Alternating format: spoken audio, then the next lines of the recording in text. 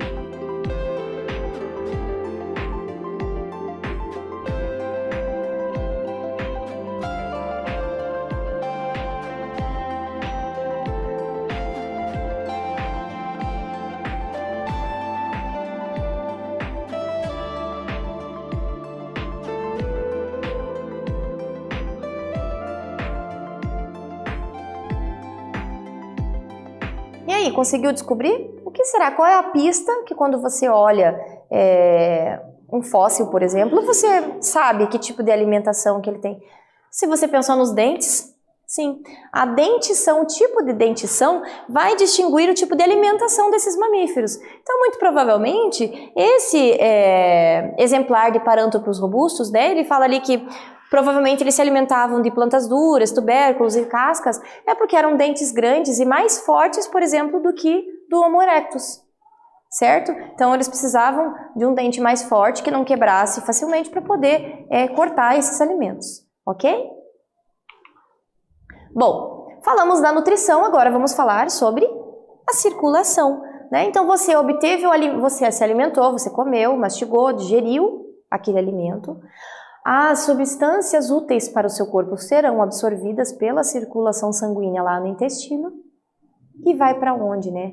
Exato, falei sobre circulação sanguínea. O sangue vai levar esses nutrientes para o corpo todo, certo? Como que isso vai acontecer, né? Que órgãos vão fazer parte disso? Então a gente tem ali o coração, né, que é o órgão principal da circulação sanguínea, os vasos sanguíneos também, né? Então, nós temos ali a circulação sistêmica e a pulmonar, lembrando que a diferença entre as duas é que a sistêmica é quando o sangue sai do ventrículo esquerdo, rico em oxigênio, passa pelo corpo todo e retorna para o corpo, para o coração, pelo lado direito. Então, ele vai entrar aqui pelo átrio direito, vai passar pelo ventrículo direito, e vai seguir o seu rumo até os pulmões. Essa aqui é a circulação sistêmica ou grande circulação. A pequena circulação ou circulação pulmonar é aquela em que o sangue saiu rico em gás carbônico, sangue venoso, chega até os pulmões através das veias, né? Da artéria pulmonar, desculpa, a artéria pulmonar, essa é a única diferença aqui, nós temos uma artéria pulmonar que carrega o sangue rico em gás carbônico, tá? Mas é só aqui entre a ligação entre o coração e o pulmão, tá? No pulmão vai receber o oxigênio, vai se transformar em sangue arterial e vai voltar para o coração. Então essa pequena circulação entre coração e pulmões a gente chama de circulação pulmonar. Aqui no GIF está mostrando, né, o sangue ali do lado esquerdo, né, entrando pelo átrio esquerdo, quando veio do pulmão, passa para o ventrículo e vai para a artéria aorta para ser distribuído para o corpo. Ele está em vermelho porque ele está rico em oxigênio, tá? Aqui a gente usa a cor azul para mostrar o sangue venoso, aquele rico em gás carbônico, certo? Esse sangue rico em gás carbônico não quer dizer que ele seja azul mesmo. Tá? Não é. A gente só usa a coloração para modificar ali, para você poder entender qual é a diferença, se aquele sangue é venoso ou é arterial, tá? Então ele sai aqui pelo ventrículo direito e vai pela artéria pulmonar até os pulmões, ok? Bom, o que acontece então com essa circulação, né? O que vai modificar então com relação a outras espécies de animais, por exemplo? Então aqui no gráfico a gente tem a variação de temperatura corporal e a variação no metabolismo. Se você prestar atenção, aqui a temperatura corporal até 40 graus Celsius, o mamífero está aqui entre 36 e 36,5, né? E do lagarto ela varia bastante, ó. Se a temperatura ambiente está próximo de zero, a do lagarto também está próximo de zero. Se está próximo de 30, do lagarto também está próximo de 30. Isso quer dizer que a temperatura dele varia, ele não é endotérmico. Mamíferos, eles conseguem manter a temperatura constante, independente da temperatura ambiental, ok? O que vai alterar é o metabolismo, tá? Com temperaturas mais baixas, né, um pouco mais baixa, o metabolismo aqui vai acontecer de uma determinada forma, conforme a temperatura aumenta, vai acontecer de outra forma. Então, ali o que vai variar é o metabolismo, tá? A temperatura se mantém sempre igual. Com relação à respiração, então, o sangue circulou, certo? Passou pelo coração, foi para o pulmão, né? Esse sangue estava rico em nutrientes, né? Que vieram da alimentação, mas também vai estar rico em gases. Então, depois que aconteceu aquelas reações químicas no corpo, né? Esse sangue ele vai estar rico em gás carbônico. Ele precisa ficar rico em oxigênio novamente. Como que ele vai fazer isso? Ele vai até o pulmão. Então, quando a gente inspira, a gente puxa o ar, Ele entra aqui pela cavidade nasal, vai passar pela faringe, né? Pela laringe, vai entrar pela traqueia, pelos brônquios e vai para os pulmões. Dentro dos pulmões a gente tem os alvéolos pulmonares, que vão fazer essa troca gasosa junto com os capilares sanguíneos, entra oxigênio, sai gás carbônico, certo? E os mamíferos é o único grupo de animais que tem o diafragma muscular, né? Que é aquele músculo ali que é responsável por auxiliar nesse trabalho dos pulmões, certo? Então ele vai ajudar no esvaziamento dos pulmões e na hora que ele tem que encher também, certo? A respiração celular. Então a gente falou sobre o trabalho dos pulmões. Os pulmões eles fazem a ventilação, certo? A respiração celular ela é um pouquinho diferente. É quando a gente está falando especificamente dentro da célula. Dentro das nossas células a gente tem as mitocôndrias.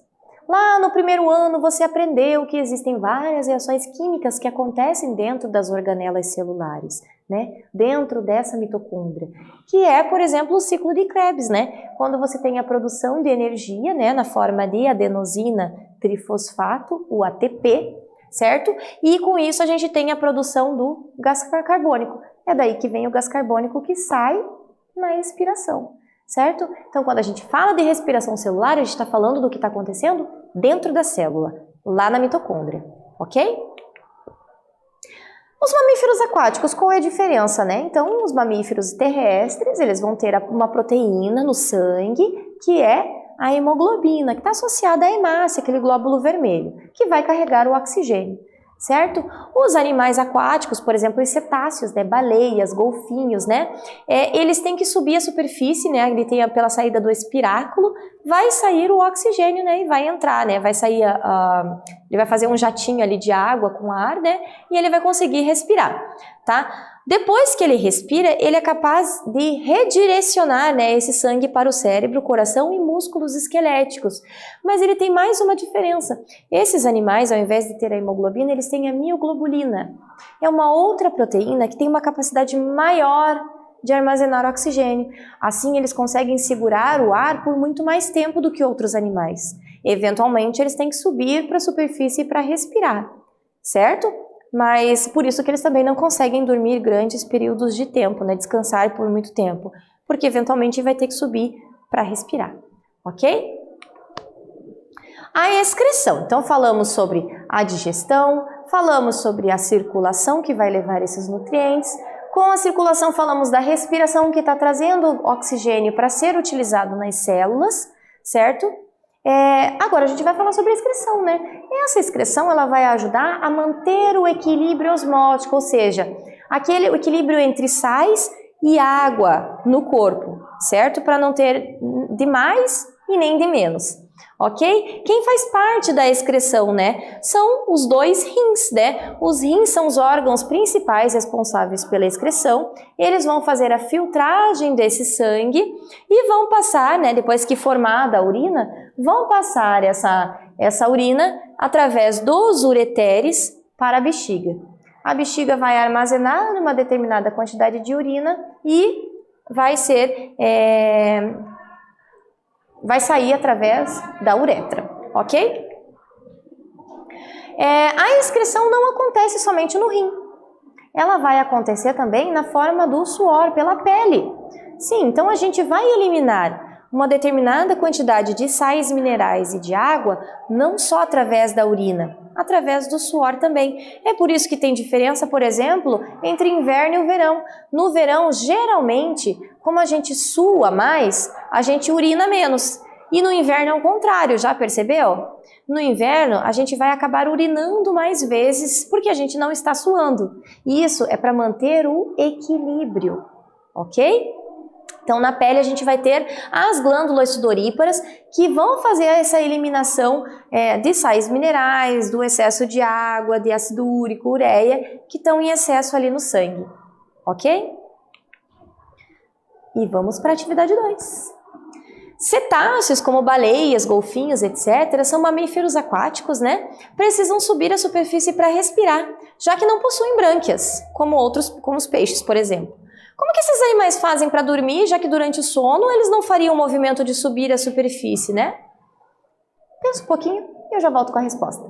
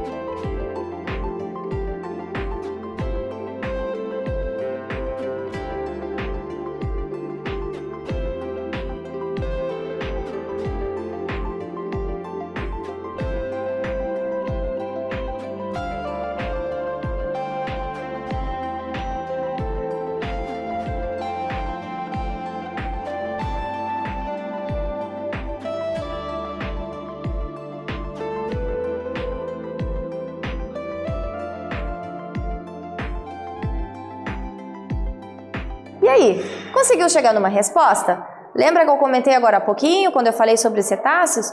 Eles conseguem dormir? Será que eles conseguiriam dormir por bastante tempo como a gente, por exemplo, por 8 horas seguidas? Provavelmente não, né? Eles precisariam subir para respirar. Como que vai subir para a superfície sendo que está dormindo, né? Então eles vão fazer pequenas sonecas, tá? Entre 15 minutos até no máximo 2 horas ao longo do dia. Então, esses animais, eles não conseguem dormir por muito tempo, tá? Eles têm que fazer pequenas sonecas, acorda, sobe para a superfície e vai respirar. Quando a mãe está com o filhote, ela não consegue ficar muito tempo, afundar por muito tempo, né? Então, eles têm que ficar mais próximos da superfície porque a capacidade respiratória do filhote é menor, tá? Bom, então nessa aula nós revisamos as características gerais dos mamíferos, como os sistemas do corpo eles estão se integrando, né, e vão atuar de forma conjunta. Espero que você tenha gostado e até breve.